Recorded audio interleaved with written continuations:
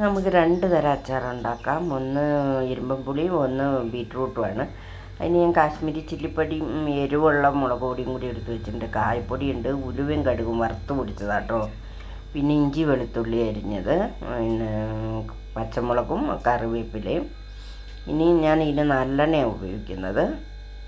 പിന്നെ ഒരു ചട്ടി അടുപ്പ് വെച്ച് പിന്നെ ഇത് കടുകിട്ടിട്ടുണ്ട്. ഈ ഇരുമ്പൻ പുളിക്ക് ഒട്ടും പുളിയില്ലാത്തതുകൊണ്ട് ഞാൻ ഇച്ചിരി വിനാഗിരി ചേർത്തിട്ടാണ് വെച്ചേക്കുന്നത് കേട്ടോ, ഉപ്പും ഇട്ട്. അപ്പോൾ അത് നോക്കിയിട്ട് ആവശ്യത്തിന് പുളി വിനാഗിരി ചേർത്താൽ മതി. നല്ലോണം കടുക് പൊട്ടി കഴിഞ്ഞ് ഞാൻ എല്ലാം കൂടി ഒന്നിച്ചിടുക കേട്ടോ. കറിവേപ്പിലൊക്കെ നന്നായിട്ട് മരിഞ്ഞ് കിട്ടും. വെളുത്തുള്ളി അത്ര മരിഞ്ഞില്ലെങ്കിലും കുഴപ്പമില്ല. പച്ചമുളകും ഇതിൻ്റെയൊക്കെ നല്ല ഇത് പോകണം, നല്ലോണം ഇതാക്കണം. എന്നിട്ട് ഞാൻ പൊടികളെല്ലാം കൂടി ഒന്നിച്ചിടുക കേട്ടോ. അത് കരിഞ്ഞും പോകരുത്, നല്ലോണം പച്ചമണം മാറി നല്ല ഇതായി വരണം. പിന്നെ എൻ്റെ ചാനൽ ഇഷ്ടപ്പെട്ട സബ്സ്ക്രൈബ് ചെയ്യാൻ മറക്കല്ലേ. ഞാൻ ഈ മുളക് പൊടിയൊക്കെ നല്ല ചൂടായിട്ട് വരുമ്പം ഞാൻ ഇച്ചിരി തിളപ്പിച്ചാറിയ വെള്ളമാണ് ഒഴിക്കുന്നത്. ചൂടുണ്ടെങ്കിലും കുഴപ്പമില്ല, പിന്നെ അത് കാണിക്കുന്നില്ല.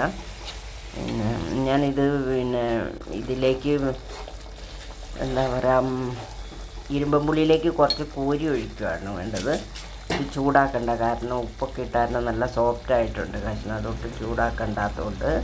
അപ്പോൾ അത് ഇളക്കി കൂട്ടിയതൊന്നും കാണിച്ചില്ല. ബീറ്റ്റൂട്ടും ഒക്കെ എല്ലാവർക്കും അറിയുന്നുണ്ടോ.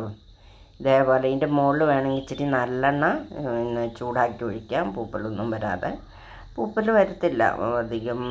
പിന്നെ എന്താ പറയുക, എല്ലാവരും എൻ്റെ ചാനൽ സബ്സ്ക്രൈബ് ചെയ്യാൻ മറക്കരുത്.